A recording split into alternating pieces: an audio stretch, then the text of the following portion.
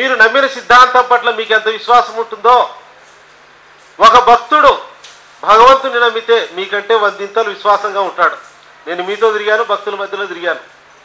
ఒక భక్తుడు వాళ్ళ దేవుని విమర్శిస్తే వాడు ఎంత ఫీల్ అయిపోతాడంటే నీ మీద కక్ష కూడా పెంచుకుంటాడు, నా దేవుణ్ణి తిడతాడా అనేది. ఎందుకంటే భక్తుడు అనేవాడు భక్తిలో కూడా మోసం చేసే వాళ్ళు ఉన్నారు. అటువంటి వాళ్ళ గురించి నేను కాదు మాట్లాడేది.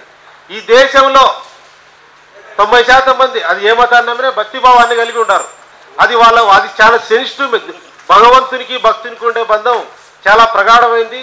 అది సెన్సిటివ్ మ్యాటర్. భక్తుల మనోభావాలు ఏదైతే మనం మతోన్మాద సంస్థలని కొన్నిటిని అనుకుంటున్నామో వాటిని విమర్శించాల్సింది పోయి భక్తుల యొక్క మనోభావాలకు దెబ్బ జరిగి భక్తుల యంత్రాంగం దూరం అయిపోయి భక్తులే మనకంతా వ్యతిరేకమయ్యే కొన్ని సంఘటనలు కూడా సమాజంలో నేను భక్తుల మధ్యలో తిరుగుతుంటాను కాబట్టి నాకు కనిపిస్తున్నాయి. మీ ఆశయం మంచిదే, మీ లక్ష్యం మంచిదే, కానీ భక్తుల మధ్య అభ్యుదయాల మధ్య ఇంత గీత గీసుకొని ఇంత గ్యాప్ ఉండడం అనేది నాకు సరిగా అనిపించలేదు. భక్తులు ఎవరు కూడా అంత అవగానే ఉండదు. వాళ్ళకు భగవంతుడు భక్తి దేవుడు నమ్మకంతో వాళ్ళ పూజా విధానం పద్ధతిలో వెళ్తుంటారు.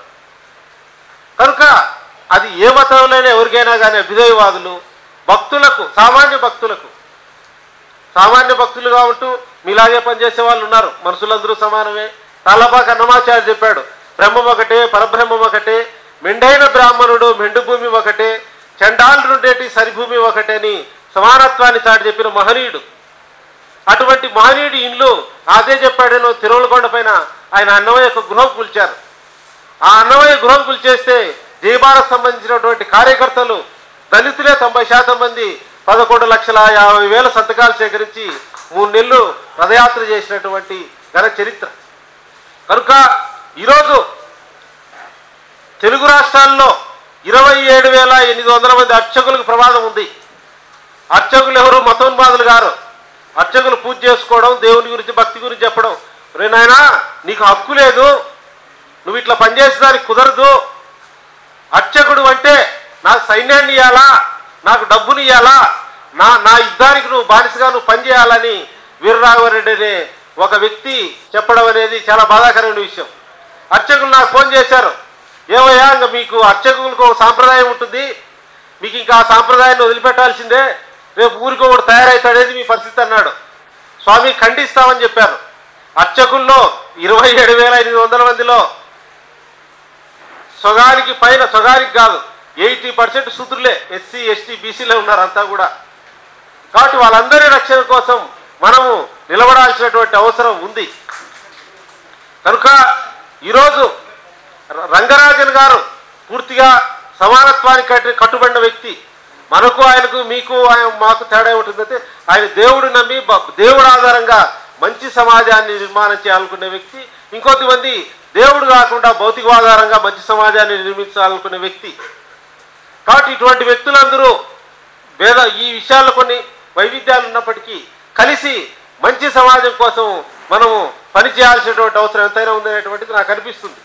కనుక ఈ భక్తుల మధ్య, భక్తుల మనోభావాల మధ్య నేను ఫిబ్రవరి 20వ తారీఖు ఒక ఎస్సీ కాలనీకి 24 గంటల హరినామ సంకీర్తన చేయడానికి వెళ్తున్నాను.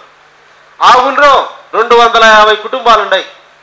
అందులో 240 కుటుంబాలు హిందువులే. అందులో భజన చేసే వాళ్ళు 100 మంది ఉన్నారు. పూజా విధానం అంతా కూడా దాదాపు ఆంధ్రప్రదేశ్లోనే ఎస్సీ ఎస్టీలు 30% మంది హిందువులు ఉన్నారు. తెలంగాణలో అయితే 60% మంది ఉన్నారు, ఎక్కువ ఉన్నారు తెలంగాణలో ఇంకా కూడా.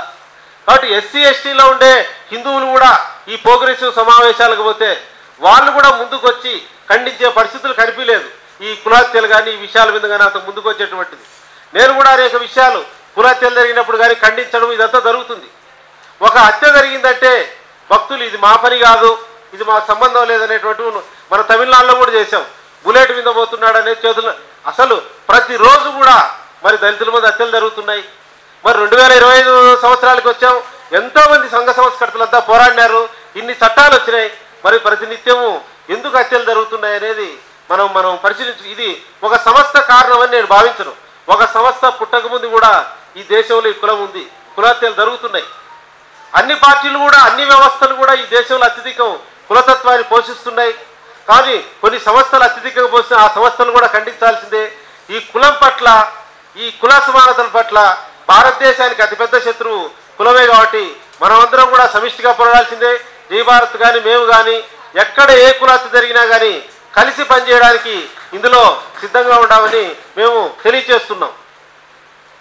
కనుక నేను ఒక చిన్న విషయం చెప్పి ముగిస్తాను, అంతేందుకు తెలంగాణది చెప్తాను.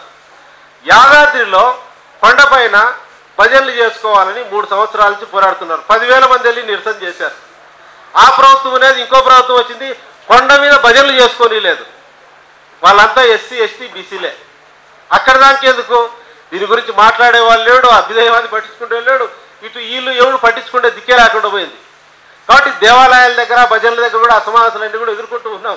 ఇది భక్తిలో కూడా ఉంది కుల సమస్య. అడుగునా భారతదేశంలో అడుగు తీర్చి అడుగు పెడితే కులమే పెద్ద సమస్య. అన్ని చోట్ల కూడా అసలు కులం కనిపెట్టాలంటే ఏ బుక్కు చదవలేదు. ఒక గ్రామానికి పోతే తెలుస్తుంది.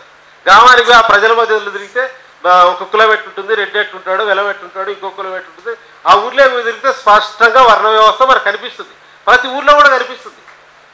ఇది ఈ సమాజం యొక్క మూలం నుంచే ఉంది. అందుకే వేల మంది నారాయణ గురు, వీరబ్రహ్మం, అన్నమయ్య, కొన్ని వందల మంది హిందూ సంస్కర్తలు పోరాడుతూ వస్తున్నారు. అభ్యుదయవాదులు వస్తున్నారు. దీని పట్ల పోరాడాలి. ఎవరికి సమాజంలో ఏ అన్యాయం జరిగినా కలిసి సమిష్టిగా పోరాడుతూ ఈ రంగరాజేంద్ర పైన జరిగినటువంటి దాడిని, ఇది ఈ మతోన్మాదులు చేసినటువంటి ఈ దాడిని, ఎవరు రామరాజ్య స్థాపన పేరుతో రాముడి స్ఫూర్తిగా విరుద్ధం దాడిని, దీన్ని గ్రామస్థాయికి దీన్ని పెద్ద ఎత్తున ఉద్యమంగా చేసి ఇది హిందువుల్లో చైతన్యంగా కలిగించడానికి దీన్ని సరిగా అవగాహన చేస్తే సమాజంలో మంచి చైతన్యం వస్తుందని తెలియజేస్తూ ఇంతటితో నా ప్రసంగాన్ని ముగిస్తాను.